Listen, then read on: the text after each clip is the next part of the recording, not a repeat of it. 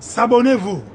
Yo les potos, j'espère que vous allez bien. Alors, suite à vos commentaires sur le débrief là, un peu à froid, j'ai pris le temps vraiment de prendre du recul, de me calmer un peu. On va essayer de voir dans cette vidéo qu'est-ce qui n'a pas marché pour le Barça, ou plutôt qu'est-ce qui a marché mais pas assez bien. Quelles sont les choses que nous devons corriger pour espérer un Barça meilleur contre le Bayern au match retour, et bien sûr pour la suite de la Ligue des Champions. Alors, avant de commencer tout ça, je tenais à dire une chose. Ceux qui pensent que le Barça fait un mauvais match, on n'a pas le niveau, Xavi exagère. J'ai même vu des commentaires en mode Xavi exagère avec les choix espagnols. Dites-moi, on se retrouve en commentaire, on discute, ou venez, on parle sur mes réseaux sociaux privés. Parce que moi, il y a quelque chose que je ne comprends pas. Est-ce qu'on a bien suivi le même match? Est-ce qu'on a bien suivi le même match? Aujourd'hui, quand tu sais, tu peux remettre en question les choix de Xavi, ok. Mais quand tu regardes ce match, le premier sentiment qui te vient à l'esprit, ce n'est pas « mais Xavi exagère ». Le premier sentiment qui vient à l'esprit, ce n'est pas « on n'a pas le niveau ». Le premier sentiment qui te vient à l'esprit, c'est « ah, quelle déception ». Moi, c'est ça que je retiens de ce match. C'est « ah, quelle déception ». « Ah, on aurait pu faire mieux ». « Ah, on aurait dû faire mieux ». C'est ça que tu retiens. Tu retiens la cruauté du football parce qu'ils nous punissent sur les deux seules grosses erreurs qu'on fait. C'est sur ces erreurs-là que eux marquent. Mais il y a d'autres choses, en fait, que nous n'avons pas assez bien géré. Xavi l'a dit. On n'a pas su les punir devant. Les opportunités que nous, on a eues, on ne les a pas finies. Donc, pour moi, aujourd'hui, on va essayer de voir les différents points sur lesquels on devrait plus travailler.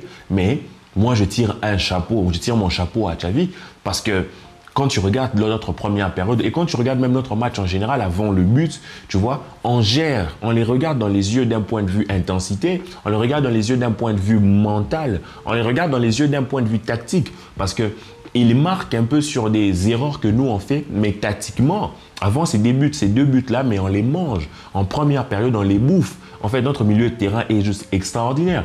Et on fera une vidéo là-dessus à part, mais je suis désolé.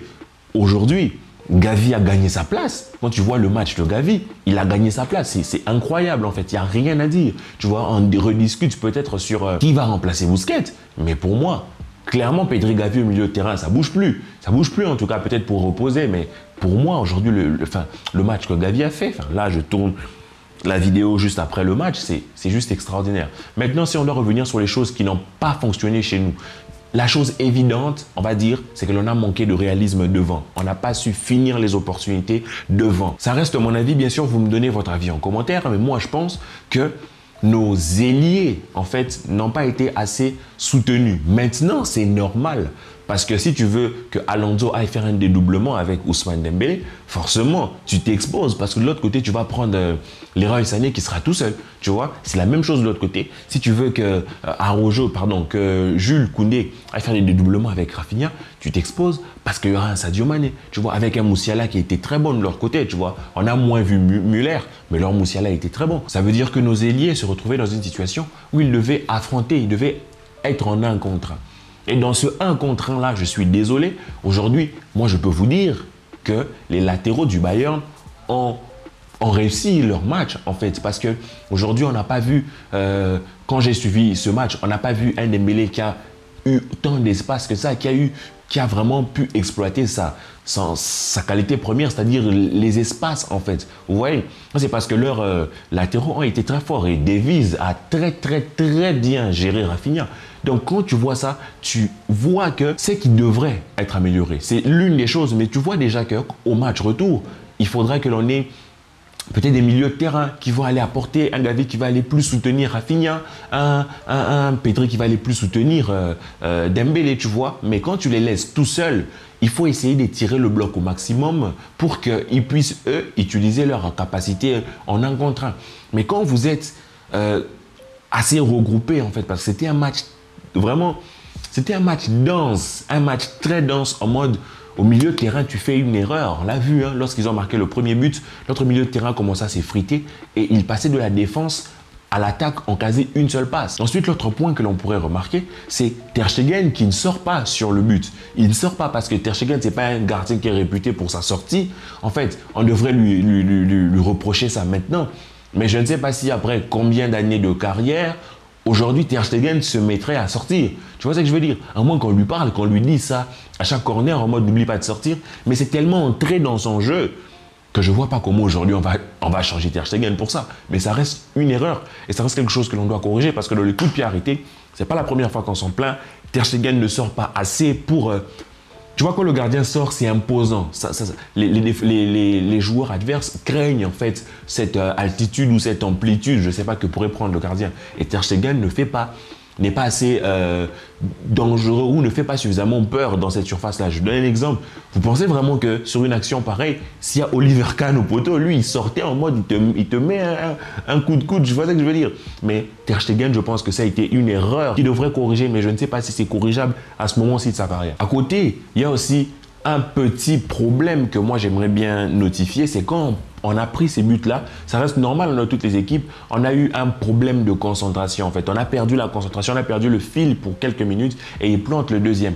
Mais en face, je vois que notre cardio en fait, notre intensité, ça va. On a de la marche physiquement, mais je pense qu'on devrait travailler encore un peu plus parce que Bayern a été très étouffant et on l'a vu dans les dernières minutes. Bien sûr, la tête, ça compte aussi. Hein. Quand vous menez, ça se passe comme ça. Vous retournez le match, vous avez tout l'engouement, le stade avec vous pour aller presser. Mais je voudrais qu'on continue de travailler, de bosser sur notre capacité à imposer le pressing à l'adversaire, sur notre capacité à faire pression à l'adversaire. Et j'espère qu'on travaillera ça davantage. Comme ça, lorsqu'on les recevra chez nous, lorsqu'on ira affronter d'autres équipes, que l'on ait les capacités de les pousser tellement à bout, tu vois. Parce qu'aujourd'hui, le Bayern a été surpris que face à leur pression à eux, que l'on ait réussi à gérer, tu vois. Mais je pense que si on arrive à augmenter encore notre capacité à faire pression sur eux, ça pourrait être bien. On était presque en marquage individuel. Quand un joueur sortait pour faire ceci, cela, il était directement bloqué parce qu'il nous mettait une pression de malade sur le joueur. C'est que nous aussi,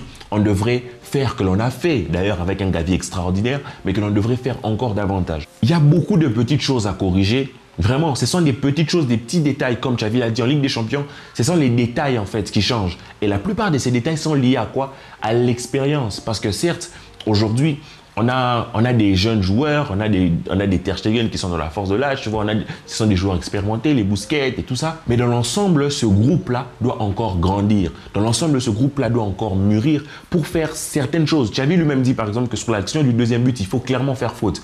Et on va dire, c'est Koundé qui est dans la position de faire faute, mais j'hésite aussi parce qu'il est proche du penalty, tu vois. Et il le dit clairement, il faut faire faute. Prends le jaune s'il le faut, mais il faut faire faute, tu vois, parce qu'il connaît l'importance de ce deuxième but-là. C'est pour vous dire que dans l'ensemble, c'est vraiment un problème de ça va. On a réussi à leur tenir tête avec un jeune groupe, un groupe qui arrive comme ça, des recrues qui arrivent comme ça, qui se mélangent, qui apprennent encore, on essaie encore de trouver la bonne saveur, la bonne teneur dans le jeu, dans les passes, dans la créativité, dans les orientations. Et on arrive quand même à mettre le Bayern à mal parce que oui, ils gagnent 2-0, mais franchement, les gars, on les met à mal. Tu vois ce que je veux dire? Et moi, je pense que c'est un gros point pour nous parce qu'avec le temps, on va travailler. Et lorsqu'ils reviennent chez nous, je ne sais pas dans combien de temps il y aura la trêve internationale, entre autres, au milieu. Mais le temps qu'ils reviennent chez nous, on aura pris le temps d'apprendre. Et j'aimerais tellement qu'au match retour, voir un Rafinha beaucoup plus flamboyant et beaucoup plus zen. Parce qu'aujourd'hui, je l'ai senti un peu pressé, un peu dans la précipitation. Je dis aujourd'hui, parce que cette vidéo, je la tourne directement après le match. Donc, je l'ai trouvé un peu pressé dans ses actions. Donc, vous voyez que ce sont des petits détails, des petites choses, en fait, qui ne nous ont pas permis de gagner. Je vous assure que ce Barça-là a de quoi faire, parce que je vous rappelle que rien que notre milieu de terrain, quand tu vois ce jeune Pedri, tu vois ce jeune Gavi, Pedri il a quoi? 19 ans, dans 5 ans, il aura 24 ans, je vous rappelle, notre très jeune Gavi, il a quel âge? 18 ans, dans 5 ans, il aura quel âge? 23 ans. Vous voyez qu'il y a tellement de choses en fait, et même défensivement, on est tellement bon. Je ne sais pas si vous vous rendez compte à quel point le Bayern a trimé.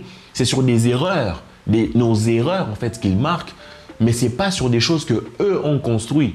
C'est pour vous montrer à quel point nous, on devient de plus en plus fort, on devient de plus en plus sérieux. Et moi, je voudrais que vous mettiez ça dans votre tête. C'est une défaite qui nous fait mal, mais elle nous fera mal pour grandir. Rien d'autre. Soyez calme, arrêtez de vous traumatiser dans les commentaires. Ce n'est pas la fin du monde, au contraire. Cette défaite-là va tous nous déchirer, surtout les joueurs, eux, et va les pousser à faire mieux.